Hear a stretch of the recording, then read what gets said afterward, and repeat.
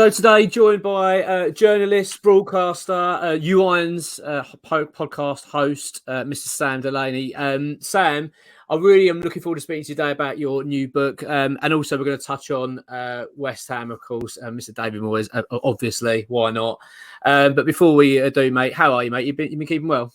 Yeah, very well, thanks. Yeah, pretty good. It's been a busy year for me so far. I'm not equating being busy with being good, because most of the time I like to not be busy. But I've managed to, sort of ride it and have a good laugh and distract myself from how awful West Ham have been. Don't, mate, don't. It's been painful, isn't it? It's been such a slog season. And I was recording a little bit earlier today, and to be honest with you, mate, I was speaking to Riley about it, and I was just thinking, I just think we're in this for the long haul this season, aren't we? It's just not going to get any better. We've been down the bottom all season. Not at this stage, Mate, it's painful, isn't it? Really painful. But I've got to speak to you, mate. One thing I really want to talk to you about, mate, is your new book. This has been out. Has it been out for a few weeks now? Is just over a month now. Yeah, just over a month. Came out February 9th. Yeah. February 9th. Oh, mate, I tell you what, I was speaking to you before we recorded this off air, and mate, I'm so impressed with it, and it's really, really good. And the reason I like it as well is because it's basically it gives you an insight into your struggles. But you are a guy that is a proper Jack the Lad, normal, typical bloke, I'd imagine, and someone I sort of see as a typical football fan, a big West Ham fan. You're typical guy that you see down the pub, I have a laugh with, and it's really insightful for you, someone like you, to come out and talk about your situation, your struggles, and how you've overcome them. So I'm really grateful for that, mate. It's a very, very good read. That means a lot. I'm really glad, and that's exactly what I wanted to do. I thought when I struggled, first with my mental health, then with my drinking and drug abuse, I felt really lonely and ashamed. And that made everything 10 times worse. And the thing is, I couldn't really see anyone who was like me opening up about stuff. A lot of the time, it was, you look on the bookshelves or you look on TV or podcasts, there's a lot of stuff talked about, but a lot of it's from a female perspective, which is great, but, they're very open. Women tend to be much more open in their conversations with their friends, even about this sort of stuff, from my experience. And I'm not saying that's not helpful, but sometimes it really helps to have someone who you think you can relate to, who's had a similar life to you or similar set of influences or grown up in a similar culture. And I couldn't see that anywhere. Even the blokes writing about it tend to be a little bit more kind of middle class and not from the same sort of background as the average West Ham fan, who's probably, a lot of us have just grown up going to the pub, having a laugh with their mates, not taking anything seriously, least of all themselves, right?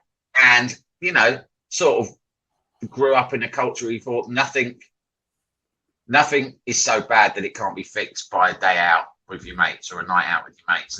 And I really think that going to football in particular was always like my antidote. So however I was feeling in the week, like alone or ashamed or depressed or unable to control my behaviour, unable to control my moods, unable to control my drinking, I'd be like, well, when Saturday comes, I'm able to see my mates, and we don't talk or think about anything other than West Ham and having a laugh, right? And I thought that was enough. So I never would talk to mates about what was really going on. I think the role of football and the role of mates is to distract you.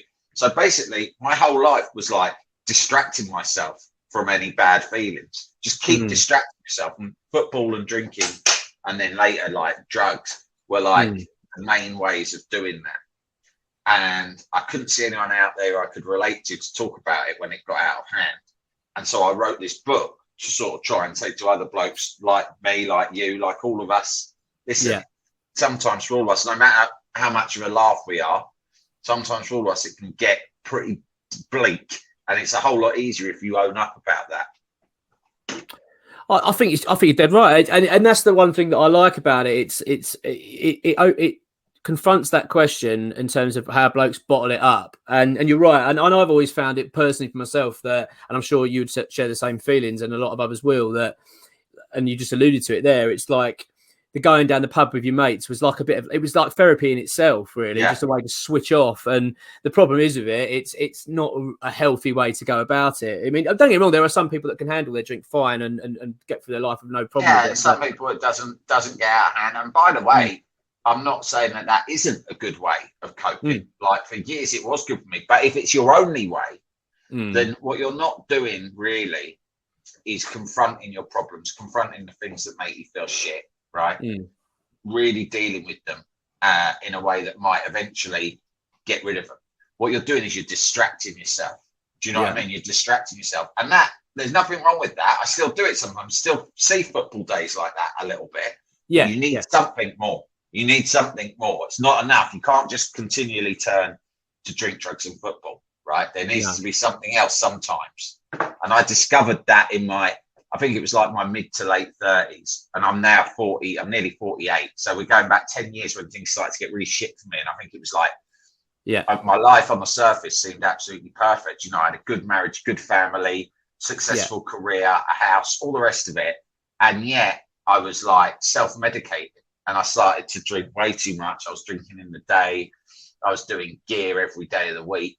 You know, like it stopped being something for weekends and football. It started being something that you're doing to get through the working day. And I knew something was up. And I think it was just, you get to a point, you get to an age where you can be overwhelmed. Because once you've got family, right? You got family, kids. You're trying to be the best dad you can be. You've got your career. And often at that sort of age is when you tend to get more senior, which means more pressure. You've also probably got more responsibilities. Maybe you've got a mortgage or all the rest of it, and you're still trying to be one of the lads and top mate down the pub at the weekend or whenever. So you get very overwhelmed. You can get very overstretched, and rather than think to myself, do you know what? I've got too much on here. I'm trying to be too many things at once. I'm absolutely exhausted. The pressure's getting to me. I wouldn't allow myself to think any of that. So instead, I just thought, I've got to somehow find a way of keep going. I've got to keep going. I can't stop. I should have taken my foot off the gas a little bit and been a little bit more sympathetic with myself. But I thought, I don't want to be that guy. I don't want to be a whinger. I don't want to be a moaner. You know, I've got a good life. What have I got to feel bad about? You don't have to be a whinger or a moaner to realise that things are being tough. You don't need to whinge to anyone. You just got to tell yourself things are tough. You got to take it a bit easier on yourself. Because I didn't do any of those things, and I thought I've just got to keep going. I turned to drink and drugs a lot. I self-medicated really just so I could keep going, and that was obviously a disaster. I mean, well, that is, you're right. That is where I've read your book. It's where you can see it was manifesting itself and getting worse and worse. And I've got to say, mate, as well. Not only is it fantastic you've managed to put this book, but also congratulations on yourself. You know, it's 8 years now. Is that right? You've been sober? I mean, that's a massive achievement. I mean, it'll be 8 years in June. So that's amazing, isn't it? Once I'm past 7.5, I start saying, 8 because it sounds better. But let's hope I make it. I'm sure I will. I'd certainly never fancy a drink, let alone a line. You know, it's just something it's not like you spend the rest of your life feeling like you're depriving yourself of something. And you're like, I always say, you're not like Sue Ellen Ewing, who always used to have a glass of vodka that she was trying to resist. The thought never crosses my mind. It's actually, you just get so used to not drinking that actually the thought of it freaks you out a bit. Like the idea of sluggishness that it used to give me, or the low-key hangovers I used to have every day, and the lack of energy, all of that stuff. It's just not something I sort of miss at all. In terms of the writing of the book then, Sam, was it difficult for you? Is it a difficult process to sort of go over this whole process and this whole journey, or was it quite an uplifting experience to write? I generally enjoyed it. This is the 4th book I've done, and it was easily the one I enjoyed the most. Probably because it's the first one I've done sober, right? But I actually quite liked it because it's sort of like a form of therapy. And what was quite good was it started out as a newsletter on Substack, and you can see it's called The Reset, and it's at samdelaney.substack.com. And I sort of started that in lockdown, and it was like newsletters about mental health, and then it turned into a podcast as well. And I got quite a few thousand subscribers, and that's really how it came to the attention of a publisher, because they could see that it was popular. So when it came to the stage of like writing the book, a lot of the material was already there. I would say about 50% of the material was already there. So it's about pulling it together, editing it into a sort of into a better sort of structure, and then writing extra material, particularly about my childhood and stuff like that, to sort of turn it into a final book. And I really enjoyed it, actually. But obviously there's stuff in there that's extremely personal, including stuff about my family. Yeah. And although nothing particularly negative, I don't think, but just true about, how I grew up. And I was nervous about that because the only person I let read it other than the publisher was my wife, because I wanted her to be okay with it. And she kind of gave it the once over and was very encouraging. And that was nice. But, I had a launch party for the book, and it was like, I think my older brothers, I've got 3 older brothers, they all turned up, or 2 of them turned up. One didn't even come, looking a little bit nervous because I think they might have thought, oh, what's he going to have written about us? I think my mum and dad felt the same. But it's been really nice, the reaction to it. Like, the reaction from everyone's just been really positive, and lovely. And I've been getting so many messages from people, both people I know and people I've never met before, just strangers who bought it and got in touch to say how it's helped them or they could relate to it in some way. So, oh my God, I've been, honestly, of all the things I've done in my life, this is the most overwhelmed I've ever felt in a good way. I mean, overwhelmed in a good way, just by like the response to it has been amazing. I'm glad you said that, because actually that was my sort of, before we go on to the West Ham stuff, that was my sort of final question on the book is the response in your personal life, because it is very candid. You are very honest and open about it.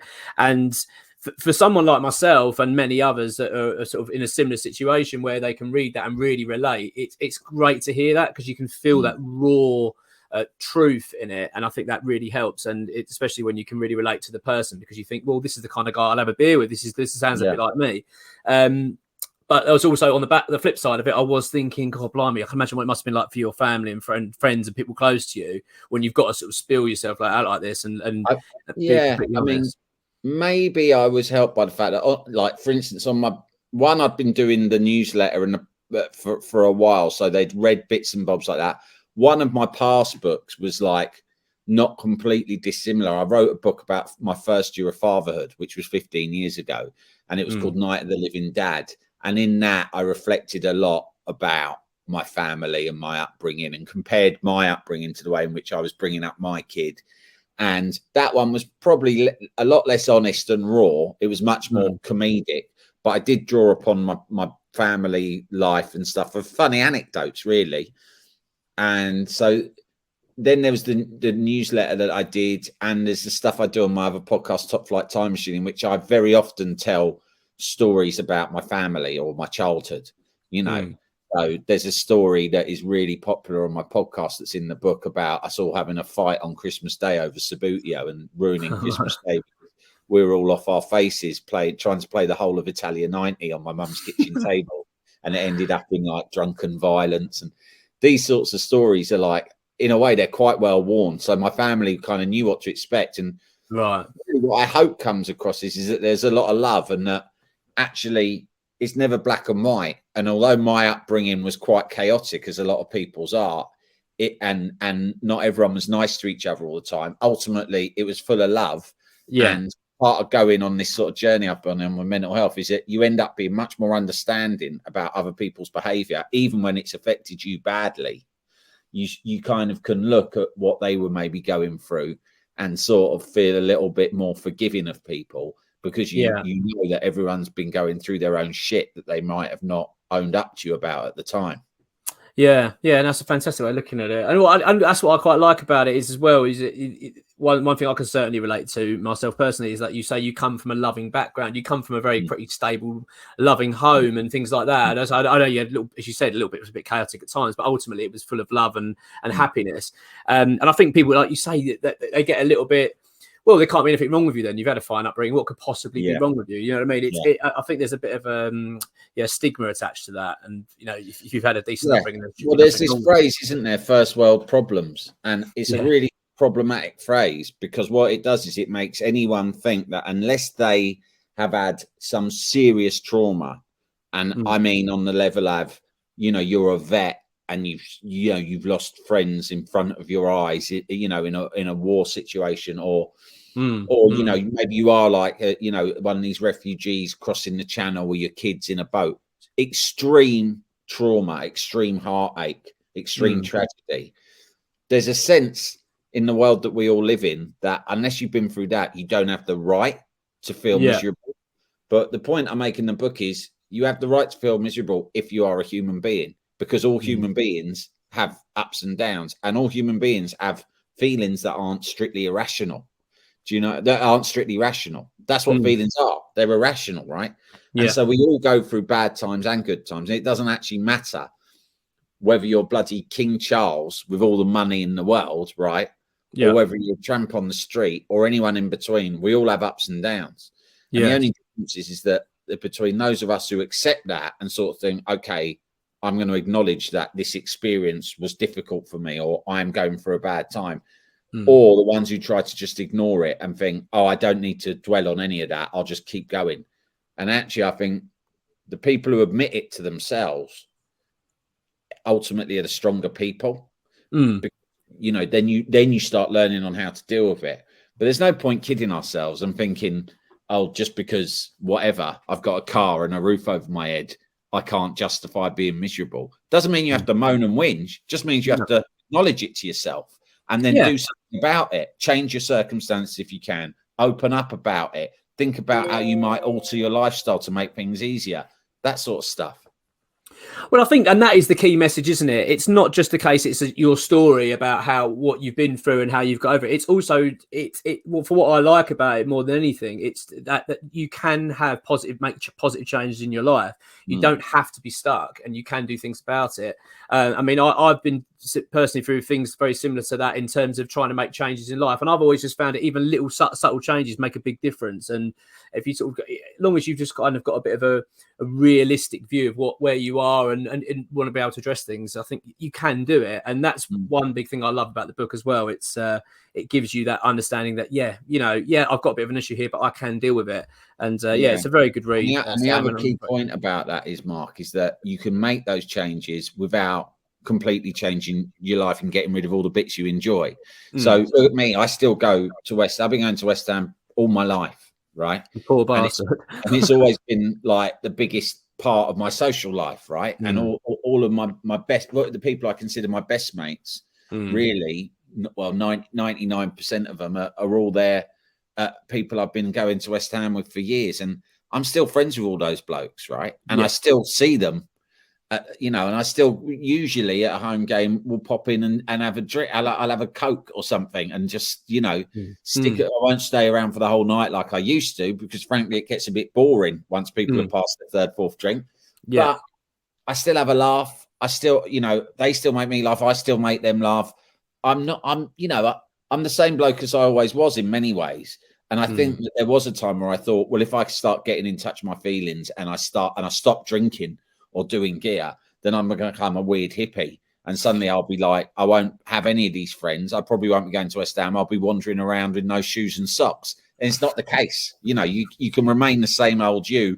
You can just take out the bits that are making you miserable. Absolutely. Absolutely. Well, this is the book here. Sam Delaney, just sort your head out. Mental Health Without the Bollocks. Now, what we'll do is, Sam, we'll put a link in below in the description here. So I would say, anyone that hasn't read it, it's a brilliant read. Really, really good. And I'm very grateful for that, Sam. It's and obviously you coming on here. Now we need to get onto the stuff that's uplifting and really exciting, mate. Let's talk about West Ham. Yeah, that'll cheer me up. So, mate, I mean, it's been a slog of a season, a real slog, and it's. I don't think it's going to get any better. It feels like we're going to be down here till the bitter end, getting out of this relegation battle. Oh, obviously, we just come off the back of a draw against Aston Villa. What are your thoughts on the game? Well, I didn't go because it was my mother-in-law's 80th, so I had to go to her party. Yeah. But what I did do, and I don't know, I'd be interested in your opinion on whether you think this is acceptable or not. I rocked up at this party, which was at her house, with my laptop so I could watch a moody stream of the game. All right, yeah. And I opened that up I was one of the first there. So when I first got there, it was like everything was still being set up. So I thought it was all right. I opened my laptop, turned on the stream, started watching it. But then by the time we got into second half, other people had arrived and we're all sitting in the same room. And I was just sat there staring miserably at my laptop, which sort of confused a lot of people. So I don't know. I might have come across as a bit out of order. I don't know. But anyway, that aside, from what I saw of it, I thought, well, we've seen some real shit performances this season, and that was nowhere near one of the worst. No. We actually created a huge number of chances. We were very unlucky not to win. I thought that we were the better team for almost all of the game. There were some good performances. We're still we're not a great team. We got to be finishing it. But if we weren't creating any chances, I'd be really worried. We do have 3 strikers now at the club, all of whom are proven goal scorers, all of whom are quite different, but they're all proven goal scorers. Ings will feel disappointed in himself probably that he didn't get a goal in that game, considering the amount of chances we created. Ben Rama will be particularly gutted because he could have probably had a hat trick. But now that Cornet is back, and we've got, I think, Scamacca and Ings and Antonio are all injured. They're suddenly are all fit. You look at the chances we created in that game, and you think, not only are we creating chances, we've got a lot of competition for places up front. So you've got to take the positives out of it. I thought that was a must-win game because my own attitude towards David Moyes, I think David Moyes' attitude is, I'm just writing off away games. I don't even care about them. I think we will stay up on the basis of our home form, right?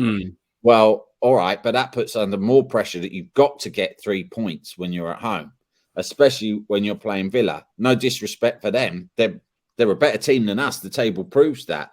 But, there are harder teams to beat. So you've got to get 3 points against Villa. But all of that said, if you're going to take positives, like we created a huge number of chances in that game, I think. So it was nowhere near some of the shit that we've been served up. No. 5 worst games, would you? Well, mate, it's certainly not one of our worst of the season. I like you say, I thought we deserved to win. I thought we played all right, especially the second half. We were by far the better side. Like you say, it just feels a bit like an opportunity missed. And once again, probably David Moyes being a bit too cautious, he's a bit too slow, isn't he, to make those decisions sometimes when you think, come on, they're on the ropes here, go for it. But my opinion is that he's cautious, but he's also quite arrogant and stubborn. And I think that he sets out a team and he thinks, well, I know this is the best team to beat Aston Villa, and you're not necessarily going to do it in the first hour, but over 90 minutes, this is the best team to beat Aston Villa. And so he sticks with it because he almost seems to think that making a substitution would be an admission of being wrong. Yeah, absolutely. And he's very proud and stubborn, isn't he? I mean, every press conference he does seems to be all about defending himself and his own decisions, right? Yeah. I feel that he's always having a subtle niggle at the fans and he wants to just but he's a bit of a know-it-all. But, at the end of the day, David, the stats speak for themselves. I think we've won, 15 and 55 or some mad thing really like that. Bad, yeah. And it's like, I know it's important to him to feel as if don't worry, David's at the wheel. I've got this. I've saved us from relegation before. I'm a great manager. But if you can see how rarely we win and you still carry on doing the same thing anyway, that's almost like the definition of madness. Do you know what I mean? Yeah. You have to look at something a bit differently. And for me, they were on the ropes. We had a lot of good attacking options on the bench. And for me, to take off Ings and put on Cornet, which is basically taking off a striker and putting on, let's be honest, a midfield. I mean, he's a winger. He's even played left back for Burnley. Do you know what I mean? So why have you brought him on when you've got Scamacca, who's like, 35 million quid sitting on the bench, looking miserable? I thought Cornet looked all right when he came on, but you don't bring him on for Ings. Do you know what I mean? That's just, he always manages to find it. And he brought Paqueta off as well. Yeah. Who was arguably probably one of his best games for us, wasn't it, Paqueta? Yeah. Yeah. I've got to ask you then, mate. I mean, we're going into now the business end of the season. Still effectively a third of it to go. There's still a few games to go, but I mean, it is getting squeaky bum time. What's your confidence levels like at the moment in terms of West Ham staying up? I think that my attitude to us staying up is that it's all dependent really on there being 3 worst teams. There aren't many good, is it? There aren't many points. There aren't many points left for us to get, right? We've got some games that, to be honest, you just have to accept you're not going to get anything out of. So there's a handful of games that we have to be winning in order to stay up. I think our best hope is that I think Southampton and Bournemouth, I would say, barring some sort of sensational late run, I reckon they're doomed, right? Not mathematically, but I just don't see them turning it around. And, you hope that probably Leeds and then maybe one other, there's always a team in the bottom half that drops spectacularly. It could even be a Palace or something like that. So that's what I'm looking at. I think we might just have enough to beat those, to get out of it. We might just have a little bit more than them, probably by virtue of the fact that we've got Declan Rice, which none of those teams have, and we've got goal scorers. And a lot of it comes down to goal scorers. Can we? The thing is, we can never keep a clean sheet ever. I mean, it's unbelievable. And all of his tactics, David Moyes, everything is based on us being difficult to score against. And yet we're not difficult to score against. Like we scored. That's a joke, isn't it? Yeah. But why doesn't he work out? Something's got to change. He's not had a settled back four or back five from one game to the next. Can't ever decide who the best right back option is. It's a bit of a mess. And I just think, obviously, there's no way they're going to get rid of him now. But I would say now it's like essential that they've got to make a change in the summer even if we do stay up. The weird thing will be is if we stay up and win the Conference League, it's going to be a struggle to replace him. Do you know what I mean? Well, that's it. Well, that's it. That was my last question to you on West Ham, actually, was regarding the Conference League, because that is the only sort of shining light we have for the season. Because let's be honest, everything else has been pretty dire. Is our Conference League form. I mean, we've got 9 wins out of 9, which is ridiculous when you think about how bad we're doing in the league. I appreciate it's a golfing quality is different. I get that, but there's still a lot to be said for that. And let's be honest, I think apart from Villarreal, I think we're up there with being the favourites to win it. I mean, it's a tricky one because I do struggle to get too carried away with it, especially the way things are. I mean, this Premier League form does tend to drag you and your mood down, and it's hard to get too excited. But the reality is, mate, this is a real opportunity for West Ham. Do you honestly think West Ham have really got a good opportunity here to win? Yeah, do you think we've got a good chance anyway? We definitely do, because we're playing mid-table clubs from leagues that are, very inferior to the Premier League on the whole. Do you know what I mean? Yeah. So it's only the Italian and Spanish clubs from what I can see. I think Lazio is still in it. Yeah. There'd be a challenge. Villarreal, but I think we've got a chance. I can't see it happening. No, I can't. And I'd be honestly, if we won it, people say, "Oh, the Conference League's a Mickey Mouse," whatever. We're West Ham. We don't usually play in Europe at all in any competition. So you see how Roma reacted to winning it last season. They're all out on the streets, weren't they? Yeah. And so we've got to. I think that's how we'd be. I think it's open top bus time if we win it. But to be honest, I can't. Even in the games that I've seen of us in the Europa League, 9 wins, I don't think we've been that brilliant in any of them. No. Do you know what I mean? Like, we've never played. You never looked at it. Wow, we were amazing. You just thought we just got the job done. We're yet to come up across against a serious opponent. So let's wait and see. Because I thought this time last year, I thought we were nailed in the Europa League, and let's get it right. Eintracht Frankfurt totally outplayed us over 2 legs as soon as we came up against them in the semis, so absolutely, mate. Well, there you go, mate. I like you. I'm not overly confident, but what makes me laugh though, it does make me think that if West Ham were ever to go and win a European trophy, it would certainly be a season that we've been absolutely dog shit in the Premier League. It would just be perfect, wouldn't it? That's how we do it. Yeah. That would be a West Ham. Well, let's hope we all see each other out in Prague for the final, because that would be sensational, and it would almost make up for. Would it make up for relegation? I don't know. Partly it would. If we went down, but then we had a day out in Prague and won a European trophy, I just feel that'd be amazing. Well, it would be, because you could also qualify for the Europa League, didn't you? So you know what I mean. So we could be in the Championship playing in Europe. What more could you want? Yeah, Sam, it's been an absolute pleasure, mate. Along those lines happens. Oh well, you imagine that would be the West Ham way, wouldn't it? Definitely. Yeah. Mate, it's been an absolute pleasure speaking to you as always. Thanks, and I look forward to speaking to you again soon and getting you on the channel soon again, mate. Nice one, mate. All the best. Come on, you irons. Come on, you irons. Take care. Cheers, Sam.